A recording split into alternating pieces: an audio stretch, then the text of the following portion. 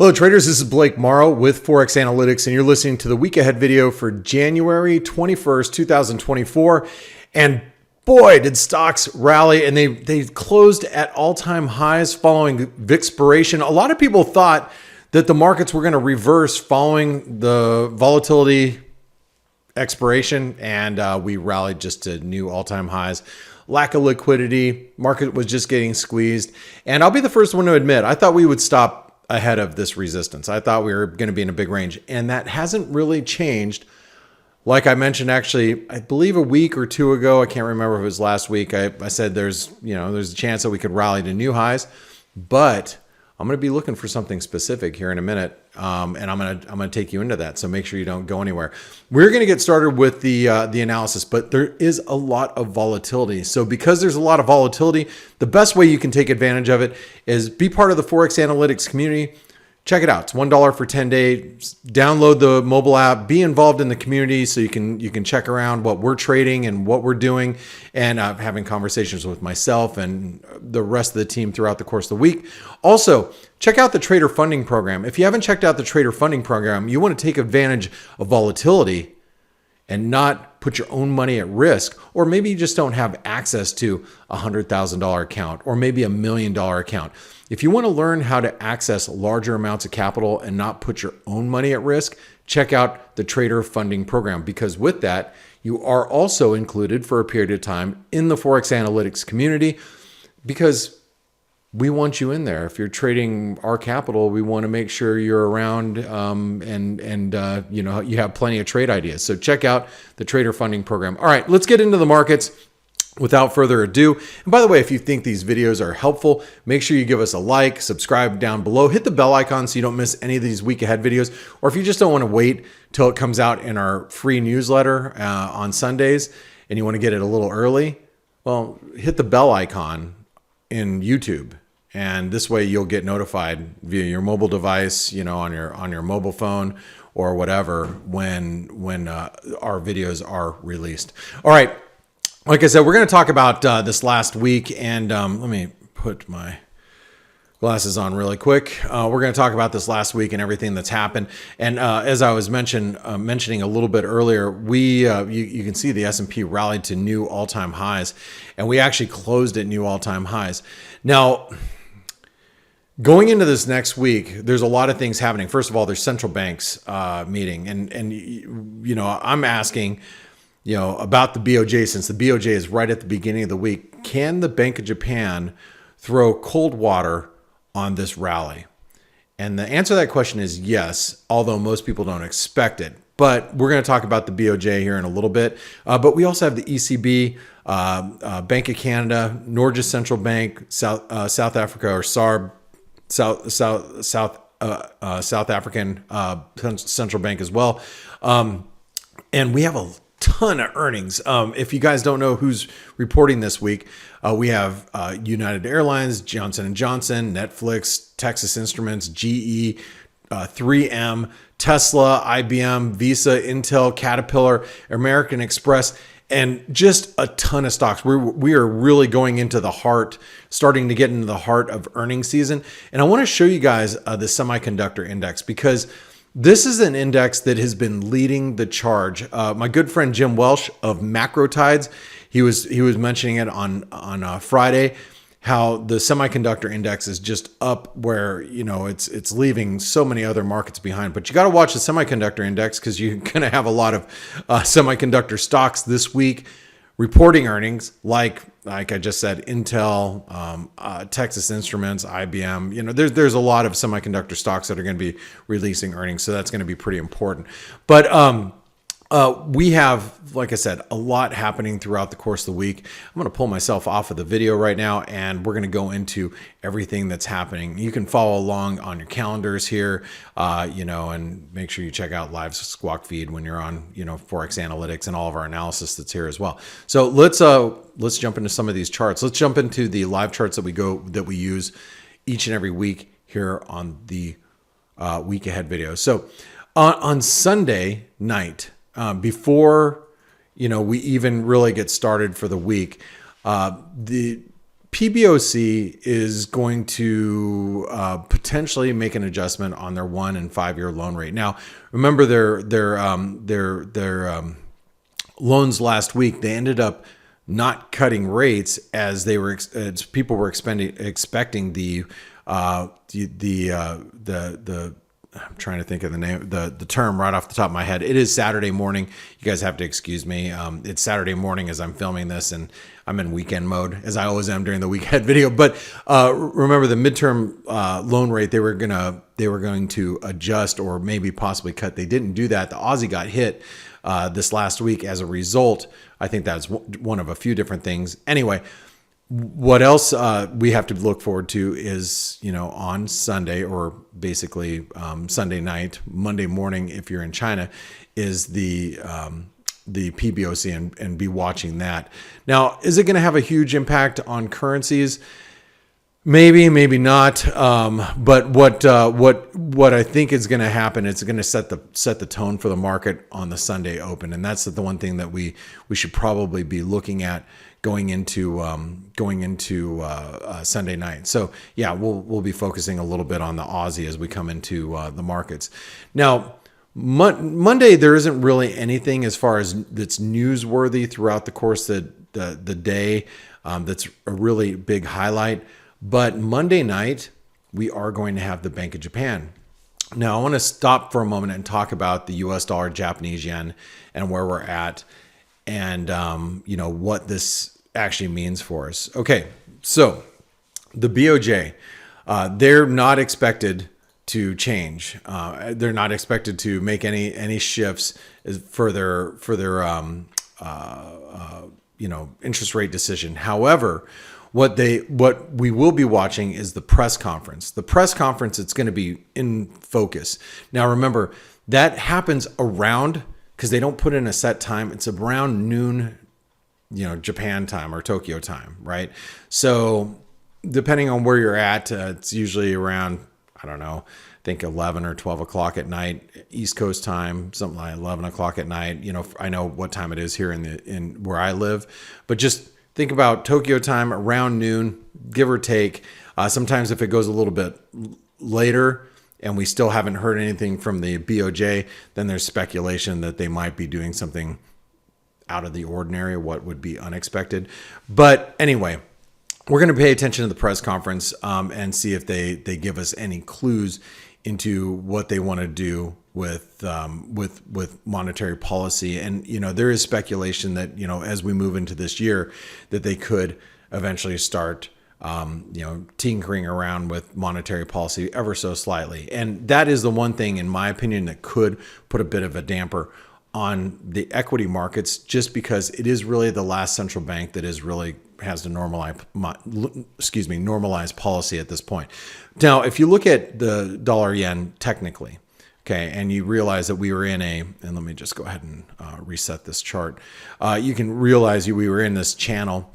We broke down out of the channel, retested the channel. So we realized at that point in time back in December how important this level was. Well, take a look at where we're at right now. You just extend that line further. We are basically just challenging the underside of the broken channel. And we're struggling here at this point. Now, intraday, if you look at like the 4-hour charts, we've been grinding higher, working off overbought conditions. And that makes sense. This is how relative strength will work off overbought conditions to continue an uptrend in this case. Doesn't mean that we're going to continue an uptrend right now, but if we get inaction from the BOJ or no indication that the BOJ is going to normalize rates at all moving forward, then they're still being patient, if you will. The dollar yen could stretch its legs past 149 and towards 149.60, which is the 78% retracement. Now, what you want to see if you are short dollar yen or short any yen pairs or buying yen, for example, is you want to see a move back below 147.70, and that's going to be this level right here.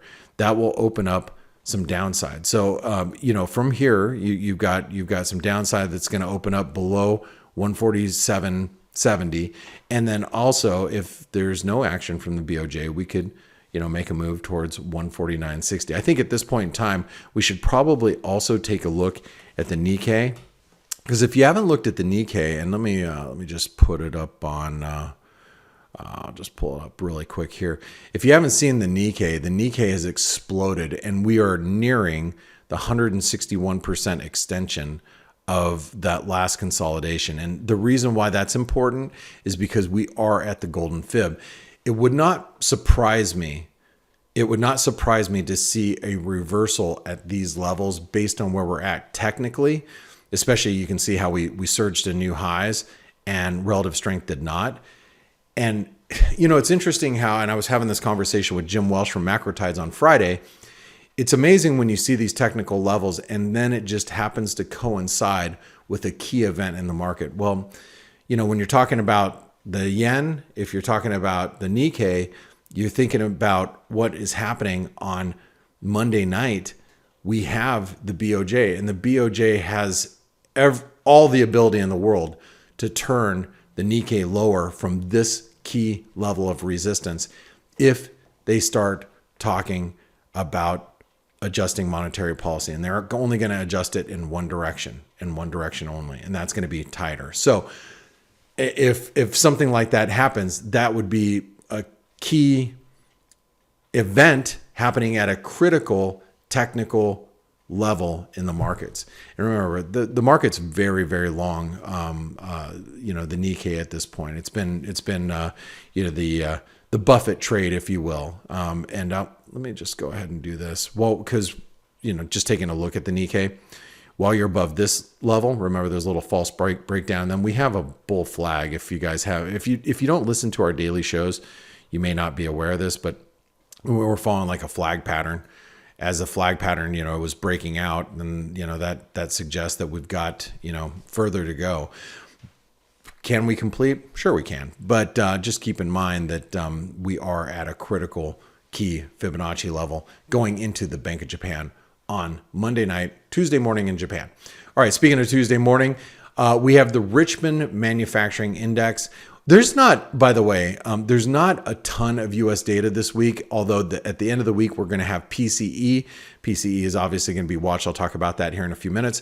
But the reason why we're focusing on Richmond Fed is because all of these manufacturing indexes that have been coming out have been starting to concern the market as the data is starting to get a little wobbly. So if you're looking at the dollar index, and let's just kind of focus on the dollar index really quick. You can see that we're developing as like a little pennant, but I would actually just argue that this is more of a flag pattern. That means the dollar has probably a little bit further to go downside wise before we retest our neckline of the inverted head and shoulder pattern and do a continuation higher. While we're above, and let me just say this, technically speaking, while we're above 103 in the dollar index, you have to remain bullish. We have an inverted head and shoulder pattern that does actually target the 105 level. It doesn't mean it's going to do it in 1 week. It could take several weeks, and it's not going to do it in 1 day either, as you can see. We spent most of this week consolidating in breakout territory in the dollar index. And, you know, again, Richmond Manufacturing Index, it'll be a little focused. It'll be focused on Tuesday morning. Now, Tuesday evening or Wednesday morning in New Zealand, it's going to be a big piece of data coming out. They have their CPI data, and their CPI data. If you look at the Kiwi and how it's performing, it broke down. We let me adjust these levels here. Let me pull me off the video. What you can see here with the Kiwi is we have broken down below the 38% retracement, and we're hovering near the 50% retracement and horizontal support. Now that horizontal support goes all the way back here, but I would argue that this is most important support right now. And then you could also argue that this is a support zone. Let me just show you this. This would be your support zone in the Kiwi. Now, the reason why I highlight that information is because the CPI data does have the ability, if it comes in weaker than expected on Wednesday, or Wednesday morning in New Zealand, but Tuesday afternoon if you're in North American trade, Tuesday night obviously if you're in Europe, the quarter-over-quarter number is expected to slip to 0.5% versus 1.8% in the previous quarter. Now, If it comes in even worse than that, that's when the Kiwi could break through these levels of support. And I think that's what we have to pay really close attention to. The expectations are for CPI to drop quite aggressively this last quarter, but obviously if economists underestimated that, we could really see a big breakdown in the Kiwi. The Kiwi has performed poorly. If you traded the Aussie Kiwi last week, congratulations. I'll talk about that on the setups review. Aussie Kiwi was a great long this week. I hope you all took advantage of it, but you can see how the Kiwi is really underperforming the Aussie at this point. All right, continuing on. Wednesday morning. Wednesday is going to be kind of an important day for economic data because we're going to have the Eurozone. And I'm going to do a little bit of work here with you on the Euro really quick. Let's delete this trend line. We have the Eurozone, a lot of PMIs coming out. Also out of the UK, we're going to have PMIs. And a little bit later that day, we're going to have the US PMIs that are coming out at the same time as the Bank of Canada. So just a little heads up there. So in the Euro, I'm going to give you the opposite of what the dollar is doing. Basically, you have this is your shoulder. There's your head.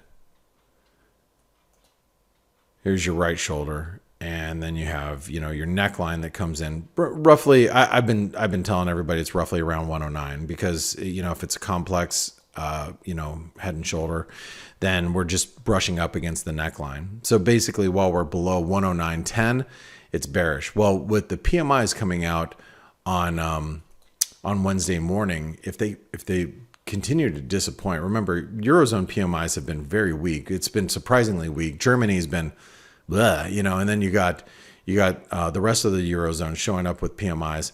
It's going to be really closely watched. So watch the Euro. While it's below 109.10 or so, it still remains bearish.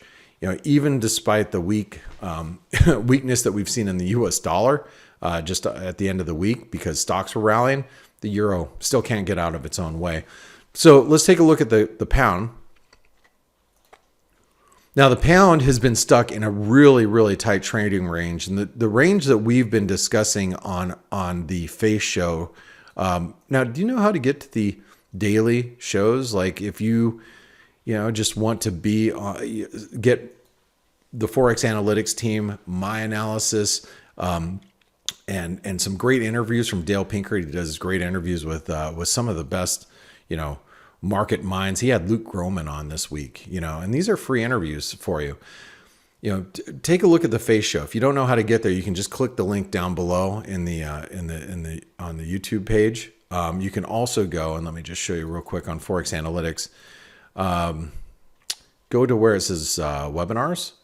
And then we have two free shows. You have the Flow Show, which is it's free and it's during European hours. I happen to be sleeping during that time. Ryan Littlestone is the host, and he's with co-host K-Man. They give you an update during European hours, what's driving the markets. Then just a couple hours later, like 3 hours later, you can join the Face Show. And that's where myself and Ryan comes back in. So does K-Man. Dale's there. Dale does his interviews, and we give our updates on what's happening in the markets. Then we have a lot of our other teammates will come in throughout the course of the week and chime in and let you know what they're seeing in the markets. It's all free, so make sure you are there and attend those. Even if you're not inside of the Forex Analytics community, in the chat rooms, make sure you get in these free shows that happen twice a day. Okay, continuing on. We're going to be obviously discussing the Eurozone PMIs. We're also going to be discussing the UK PMIs, especially during the Flow Show. Now, going back to the sterling, what you're going to notice about the sterling is we're stuck between this 126 level and really, and let me move this fib because this fib is not relevant right now. What's relevant is this. Let's take this high to low, and you're going to notice that we are stalling at the 78% retracement. On any move back to 127.80, it probably needs to be sold. So until we get out of this range that you can see here, let me take this highlight and I'm going to move it for us. I'm going to put it right in here. Once you get out of this range, that's going to tell us a lot about the sterling. But for now, you have to just kind of play the ranges in sterling, right? Now, on Wednesday, we have the Bank of Canada. Now, I've traded the dollar CAD long over the last 2 weeks. Most of you all know that. I actually sold the dollar Canadian on Friday. So I finally got out on Friday, or on Friday. I'm sorry, I didn't mean to say that. I got out on Wednesday because we were closed. We had a 3-day weekend last weekend, Martin Luther King holiday. Wrote it up on Tuesday, sold it on Wednesday. Before we hit that 200 DMA, I sold it, and then I didn't capture the last few pips of it, but that's fine. I'm out of it now, and I've been out of it all week. But the dollar Canadian, you can see this 134 level is going to be pretty critical. Now, if I do a little bit of drawing for you and do from high to low, you're going to notice that the 38% retracement comes in at 134. Reason why that's important is that should hold. If you're a bull in the dollar Canadian, which you theoretically should be, you know, I took a survey amongst some of our Forex analytics clients that actually live in Canada earlier this week, and got some pretty good information about mortgages and resets. And all I'm going to say to you guys that are listening in for free and you're not in the Forex analytics community is you really got to pay attention this year to Canadian consumer sentiment, business sentiment and whatnot, as a lot of rates are, resetting in the mortgage industry and all across the real estate sector. So with that being said, I'm actually looking for dips to sell the dollar Canadian. So any dip down to like 134, which is a 38% retracement, is going to be very interesting to me, because the Bank of Canada is not expected to be, they're not expected to be very dovish, because CPI came in pretty strong. So, that means they could be fairly hawkish, at least at this meeting. But if they start taking a look at, what is happening and taking into consideration the future moving into 2024, which is exactly what the Fed has been doing, the Bank of Canada could end up being not as hawkish as the market is thinking, therefore leading the dollar Canadian to a rally from the 134 level. So that's what I'm going to be looking for as we go into Wednesday of this week during the Bank of Canada decision. Now, I have no position in the Canadian, but if you guys want to know what I'm trading, all you have to do is go in here in the chat room. Because in the chat room, in the Forex analytics community, you can see the trades room. You can say, oh, hey, Blake closed his Aussie Kiwi from last week for 63 pips. Oh, great. Oh, Ryan's doing this. Chris out of Tokyo is doing that. Adam's doing that. Anders is doing this. You can see different traders and what we're doing and what we're trading just in the trades room. So, and it's always got a running position. I put out my positions and you can see them all where I entered, and I make money in some trades and I lose money in other trades. It's part of trading. But if you want to see all that information, make sure you jump in the Forex analytics community. Anyway, I'll be looking to be taking a position in the dollar Canadian, but if you really want to know when I get in, just be inside the Forex analytics community. All right, Thursday. Now, one of the other central banks that's meeting is the Norges Central Bank. And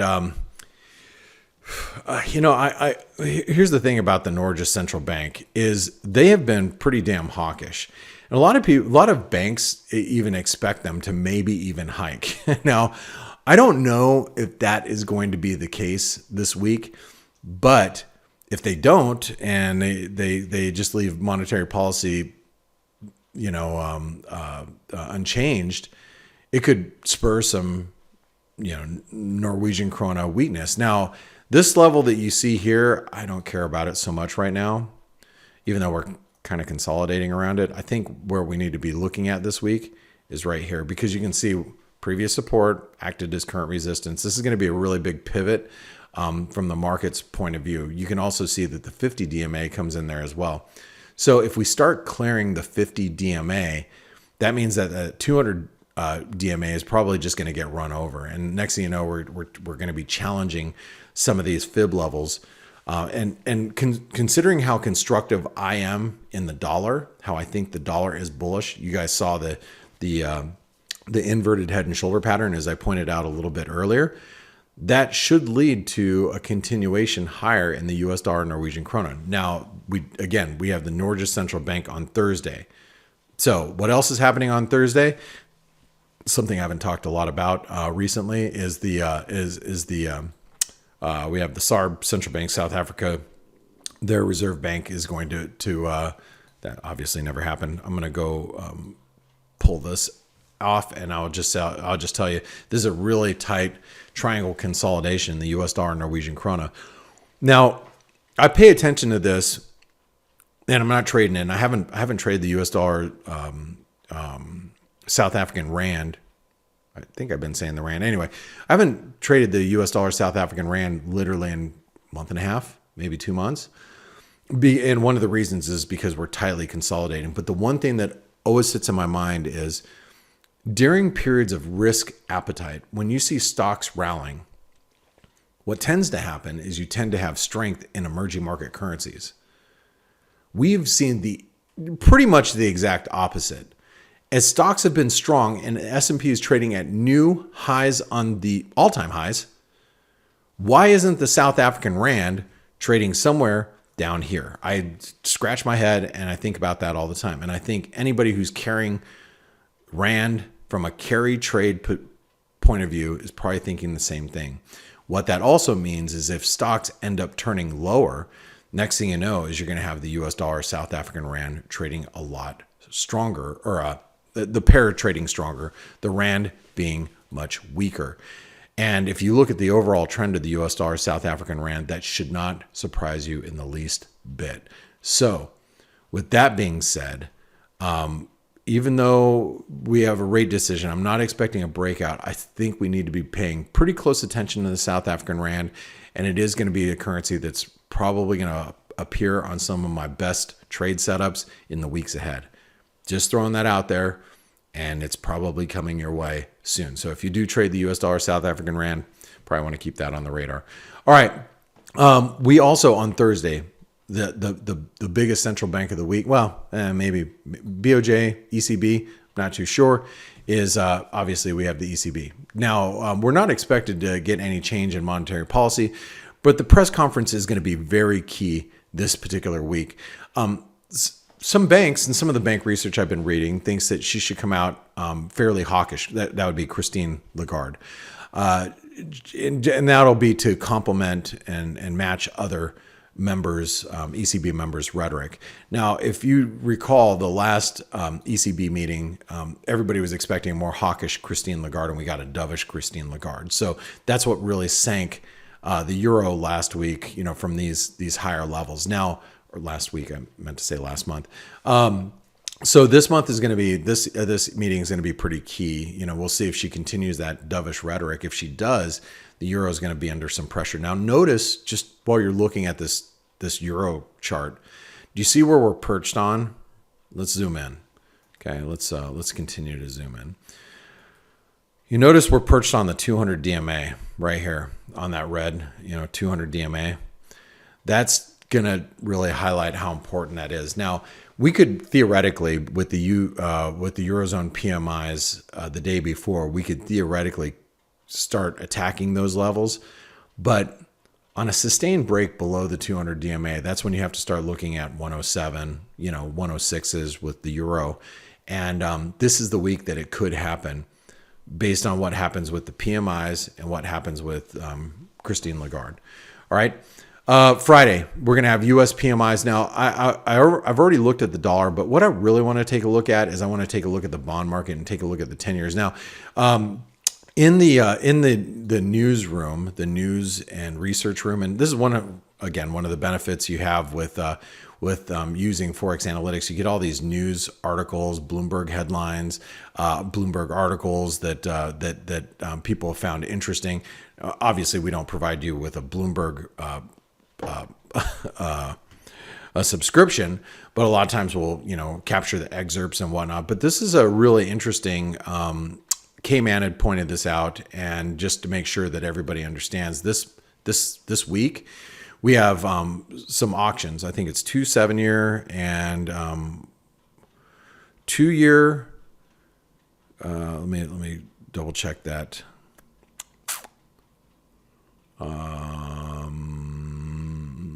Upcoming auctions.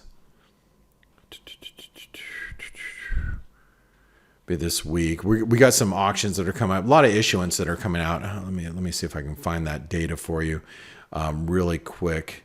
We have, and here is the 190 billion across 2, 5, and 7 year auctions that are going to be coming out throughout the course of the week. So keep an eye on that. Now, what I wanted to point out though is that we got PCE this week.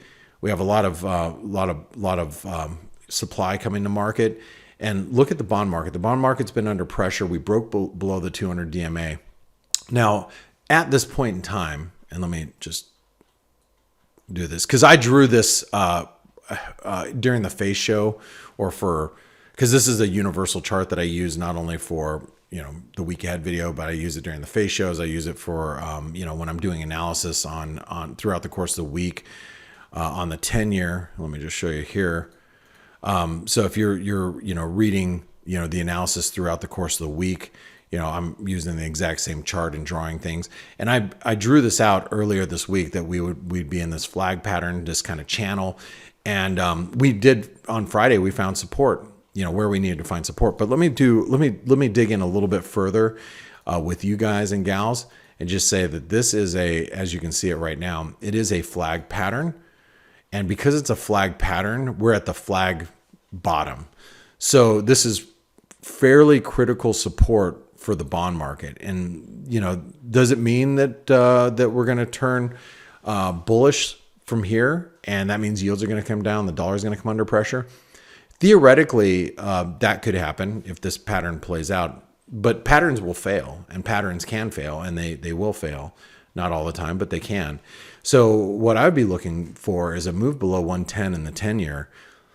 That's going to mean that yields are rallying and the dollar is really rallying. That means this bull flag pattern is not a bull flag pattern at all. Then what happens is we end up turning lower, and then the bond market really comes under pressure. Now, my colleague Stelios Kontigoulis, he's been popping in the chat room saying, hey, the market's very, very, very aggressively short bonds. So, and if you listen to some macroeconomists, they're really looking for the bond market to continue to slide and the dollar rally as a result. And, so you have to keep an eye on the bond market. I think we're at a pretty critical juncture. Now, with that being said, we have PCE on Friday. Previous data was 3.2%, and this month we're expected core to come in at 3%. And remember, this is the Fed's key inflation gauge that they're looking at. And I think because of so many different reasons that, especially the labor market and especially all the tensions that are in the Middle East, tensions, I call them tensions, war, Suez Canal, the attacks in the Red Sea. I mean, everything that's all inflationary. And so I think the Fed can sense that. That means that last percentage point, getting CPI and PCE down to the 2% target that the Fed has is going to be increasingly difficult. And so the PCE data that we get on Friday, it's going to be very, very important to the market. Okay. Let's continue on. I'm going to show you some other markets that should be in focus for you this week. We're going to start off with gold and silver, and then I'm going to talk a little bit about crypto too. Because crypto is going to pop up on some of the potential trade setups for this week. But let's jump into gold really quick. And what you see in gold is holding, and I'm going to delete this trend line right here. Gold is holding basically the 2000 level. The 2000 level is a big round number. And as I've mentioned to you so many different times, the false breakout above 2070, that multi-year, all-time high, and that false breakout back in December should lead to a breakdown. I still believe that. So I still believe that we're going to eventually break lower. But what you'll notice is 22, I'm sorry. I'll get to that in 1 second.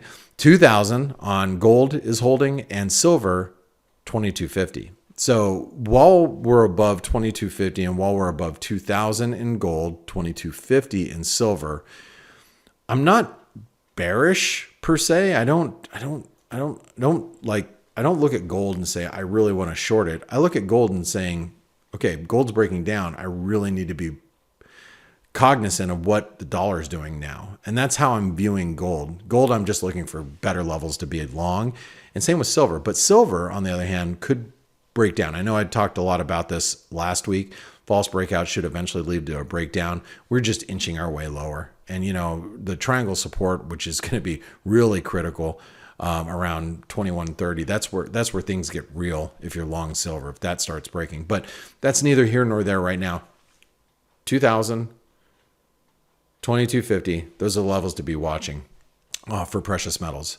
Like I said, I want to talk a little bit about crypto. Now, Bitcoin is going to show up on our setups from this next week, but I want to just recognize the really critical support at 40,000 that held. Now, I do think that Bitcoin continues to go lower, but we're going to talk about that in a few minutes. But watch it because it's still a sentiment driver. You know, yes, there's some ETF outflows, and I think you have to be respectful of those right now. Moving along, let's take a look. Did we look at the S&P? I don't think we looked at the S&P yet. So here we go with the S&P on Friday, blasting higher to new all-time highs. Now, the S&P will have an equal leg move complete at the 161% extension. So I just want you all to be aware of that. Now, what's going to happen with that, and if you just, let me make that a different color to make it more visible. Okay, so you can see this will be a AB, CD move. Will take us right to the 161% extension around 49.30. Now, this is a daily chart, and let's just use our imagination here and imagine what could happen. So, as you can see, the relative strength is not overbought, but if we rally, another 90 points higher in the S&P, what's going to happen with relative strength? Well, more than likely, relative strength is going to inch up, get into overbought.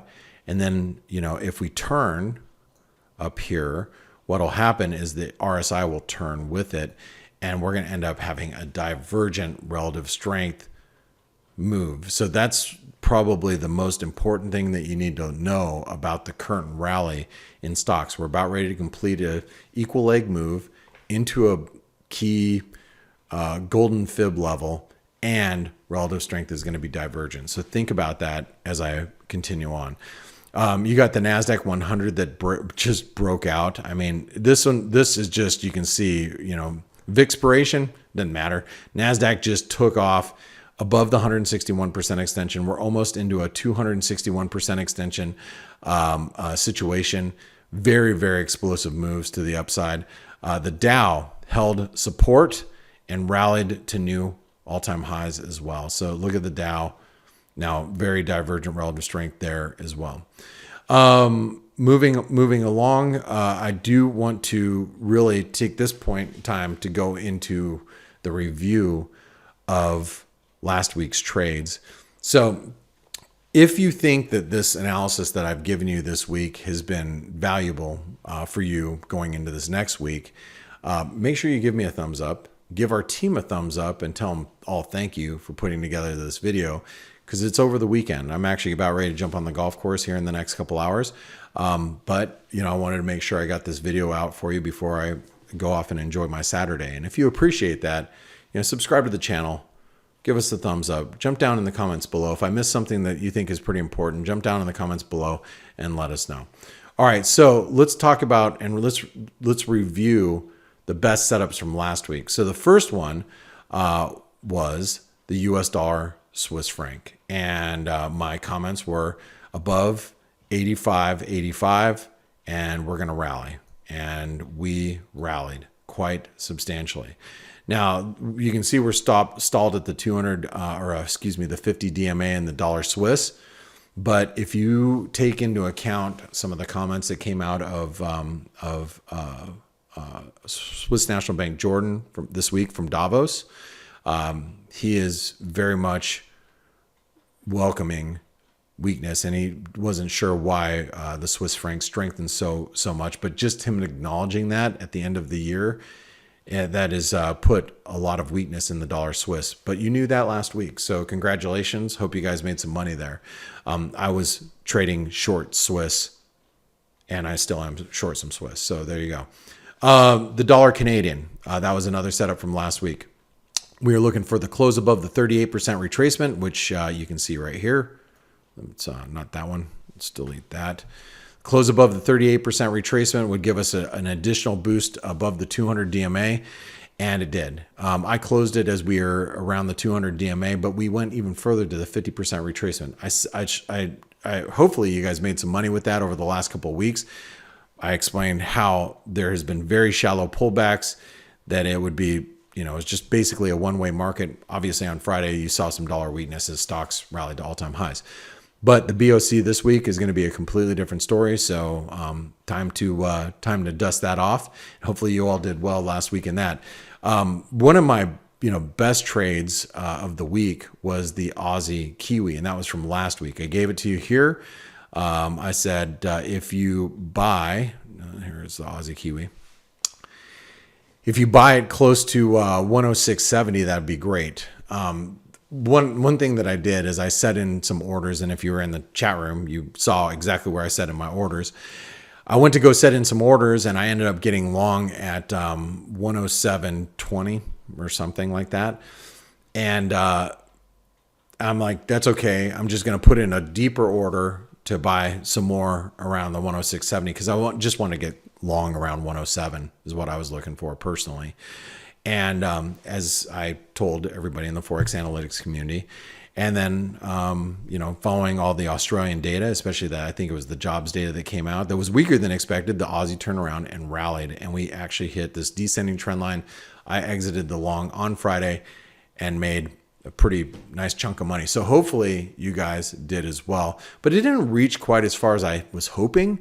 But for those of you that have been around for a long time, and you've been listening to these videos, I'm very constructive on the Aussie Kiwi and have been since December and very bullish. So with that being said, let's talk about this week's setups that we've got going on. So I mentioned it and I already kind of alluded to it, Bitcoin. Now I'm going to tell you this. I know there's a lot of you that trade Bitcoin, and one of the easiest ways to trade Bitcoin is through a trader funding program, prop trading, because you can actually trade crypto really easily. And there's so many cryptos that you can trade. And if you're in the trader funding program, you can do the same. Yes, do I think that a break of 40,000 is going to be bearish in Bitcoin? I do think that's going to be bearish. But me personally, I'm actually looking to buy Bitcoin on a dip. Now, what I'm going to be looking for is the mid 30,000 level. So I think you can trade it two different ways. For those of you that are, you have to deposit quite a bit of money to be on the short side of crypto. If you're trading in a US based account, again, if you're US based trading through a prop trading, you can get around that. But if you're not, it's more difficult to trade Bitcoin to the short side, but I believe below 40,000 is going to open up some downside. Downside should target 37,000 right here, the 50% retracement, 36.9, or 34,000, which would be the 618 retracement. You can see that support zone. I'm actually looking for longs down there. So again, you can trade it on the short side if you want. For me, that's not the way I want to play it, but I think you can play it either way. Anyway, that's your first setup. Next setup, I'm looking for the Aussie. Now, with the Aussie lacking data and the breakdown that we've seen in Aussie, the breakdown we've seen in China this week, and copper looking very weak, Aussie's getting a bounce. You'll notice where it's getting a bounce from. Let me delete this. Okay. It's getting a bounce from horizontal support. You can see that. Very, very strong horizontal support ahead of the 618. What I think is going to happen, and what I'm looking to do, is I'm looking to be on the short side on any move back up to 66.50. So basically a retest or something of this nature. Somewhere right around the 66.50 level, I think you have to look at the Aussie for a short for a potential move back below 65 cents. So that's going to be my second setup. And your third setup is looking to take a small short in the S&P once we complete our equal leg move at 49.30. So if we can the way I'm going to try to trade this here is I want to see a move up to 49.30 or 4900. And then if we dip back down, you know, below 4900, then you look for a short and for us to do a revert to the mean is what after we complete the ABCD equal leg move to the 161% extension, getting short around the 4900 level, looking for a move back down from there.